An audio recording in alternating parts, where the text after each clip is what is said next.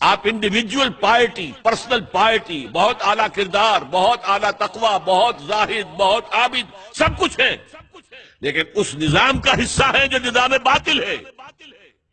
آپ کس کی گواہی دے رہے ہیں؟ وَمَن لَّمْ يَحْكُم بِمَا أَنزَلَ اللَّهُ فَأُولَٰئِكَ هُمُ الْكَافِرُونَ. جو فیصلے نہیں کرتے اس چیز کے مطابق جو اللہ نے نازل کی ہے وہی تو کافر ہیں. تم نے کافر کسے سمجھا ہے؟ وَمَن لَّمْ يَحْكُم بِمَا أَنزَلَ اللَّهُ فَأُولَٰئِكَ هُمُ الظَّالِمُونَ. جو اللہ کی اتاری ہوئی شریعت کے مطابق فیصلے نہیں کرتے وہی تو مشرک ہیں. وَمَن لَّم يَحْكُم بِمَا أَنزَلَ اللَّهُ فَأُولَٰئِكَ هُمُ الْفَاسِقُونَ. جو اللہ کی اتاری ہوئی شریعت کے مطابق فیصلے نہیں کرتے وہی تو ناہنجار ہیں، فاسق ہیں، غدار ہیں، باغی ہیں، سرکش. یہ 3 فتوے ہیں مفتی اعظم کے. مفتی اعظم کون ہے؟ اللہ. قرآن میں یہ لفظ آیا ہے اللہ کے لیے.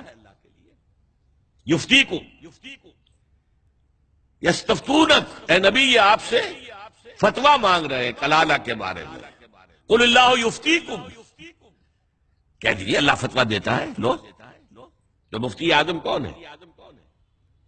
یہ ساری دنیا کے مفتی مل کر بھی اگر مفتی بن جائے ایک تو کیا اللہ کے برابر ہوں گے؟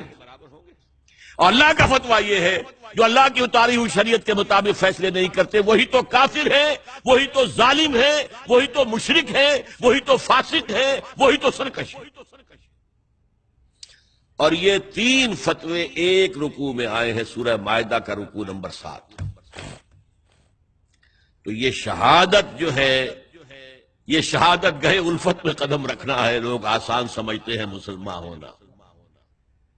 ٹھیک ہے کہہ دیا اشہد ان لا الہ الا اللہ واشہد ان محمد رسول اللہ. اب تمہیں معلوم نہیں ہے شہادت گاہ میں آ گئے ہو. اور شہادت سے مراد تمہارے قول سے اللہ اور اس کے دین کی گواہی ملنی چاہیے، تمہارے عمل سے اللہ کی اور اس کے دین کی گواہی ملنی چاہیے، اور انفرادی ہی نہیں اجتماعی سطح پر اللہ کے دین کو قائم کر کے گواہی دو دنیا کے سامنے کہ دیکھو یہ ہے اللہ کا دین. آؤ، come and see with your own eyes. This is Islam.